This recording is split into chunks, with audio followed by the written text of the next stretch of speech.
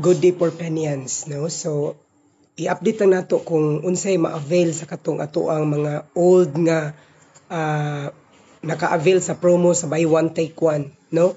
So for buy one take one nga promo, ang ma-avail sa principal is ang casket niya is ordinary special, no? So sa principal is ordinary special, then 7 days embalming, then naa siya madawat nga abuloy assistance, no? And 7 days embalming. So again, usbo nato. Sa buy one take one, ang ma-avail sa principal nga member is number 1 ang ordinary special nga casket, 7 days embalming. Dayon abuloy assistance, no?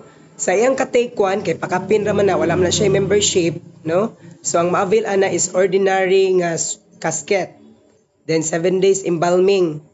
Kung dili niya gamiton ang iyang ordinary casket, mag-submit lang siya sa requirements, no? The same sa principal, kinahanglan mag-submit og requirements para sa iyang abuloy assistance. Ang katong iyang ka-take 1 pod, if ever kung dili niya gamiton ang lungon, no? So mag-submit lang sila og 4 PMSI form, 4 PMSI ID, then photocopy sa registered death certificate, then updated sa abuloy receipts, then katong yahang picture sa lungon, no? So para makadawat siya og cash assistance. So kung dili niya gamiton ang iyang ordinary service, so mao ni kalainan sa buy one take one katong way back sa atong old nga damayan program, no? Kay duha man na unya pila ra man ang giabuloy baya, no? 10 pesos napulo ka patay, 100 pesos every month. So kung mamatay after 2 years, so that's only the contribution is only 2,400 plus i-count pa to ang membership. Let's say for example buy one take one 3,500, so pila ra, no? So nahugra siya og 3,500 plus 2,400 nga 2 years nga abuloy, so nahugra siya og 3,509. So 5,900 unya duha na kakasket. Ang usa lang ang nakalahi lang is ordinary special ang principal, ang secondary or katong iyang ka-take one is ordinary service lang. So kana siyang kato siya nga program, kato siya nga promo is intended to para sa mga indigent ba, kanang pobre jud kaayo, no? Kanang lisod jud, so nga dili na sila mangita og nindot nga lungon. Pero if ever nga ilang i-upgrade, ilang ipanindot, i-upgrade, so mag-additional lang sila, no? Mag-additional lang ta kung pila ang presyo sa katong casket, i-minus nato sa price sa katong serbisyo nga atong gihatag ni 4 PMSI as benefit sa atong membro, no? So mao nay kalahian. So ang kalahian sa regular pod, ang regular membership, no, ang regular membership Stucco casket to siya. Then basta regular Stucco casket unya 7 days embalming gihapon, inya napod siya abuloy assistance. I-upgrade gyapon niya, so pwede gyapon i-minus ra nato ang iyang presyo sa kung pila ang napili nga i-upgrade o lahi nga klase sa lungon, i-minus ra to ang kung pila presyo nato based sa value sa ato ang ihatag nga benefits ni 4 PMSI, no? So usbo nako balik-baliko nako ni siya. Sa buy one take one promo, ang principal member ang iyang ma-avail is special ordinary nga lungon. So unsa man ang special ordinary nga lungon? Flat ang babaw pero naa siya handle.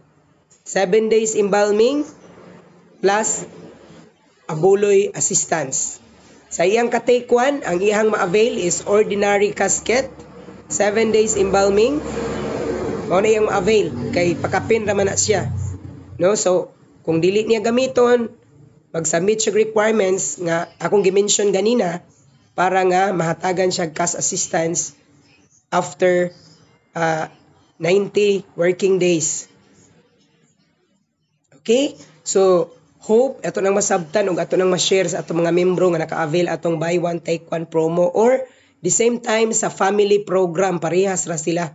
Ang principal special ordinary and the rest is ordinary ra gyud na siya kay mahal kayo ang cost sa lungon, no?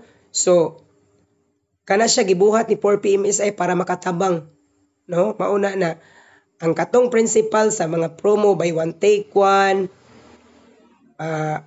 family promo, no? So ang katong principal, ang main nga membro ato mo to special ordinary, unya ang iyang ka-take one or ang iyang family ordinary ra ang service nga ihatag nato 7 days embalming, no? So again, kung dili gamiton ang ordinary service kay naa sila lain ilahang lungon, so pwede sila mag-submit sa requirements nga akong gisulti ganina. 4PMSI form, 4PMSI ID, dayon updated sa abuloy receipts, photocopy lang, niya photocopy sa registered death certificate, then picture sa lungon. Kana siya, mao na ato i-submit para maka-avail ta sa o matagan ta og cash assistance. No? So, kana siya nga proseso ato nang gibuhat para sa pagtabang, no? Kay kung atong una-unaon gamay ra kay nang 10 pesos nga atong gihatag na pulo ka patay matag bulan 100 pesos, no? Nya bako og mahitabo 1 year or 2 years, dako na kay na siyang privilege nga ang iyang ka-take one or ang iyang family maka-avail. Even though ordinary na, pero mahal na siya og cost, no? So I hope ato nang ma-share nga to sa uban unya masabtan pud sa mga ubang membro, no? Thank you, and to God be the glory.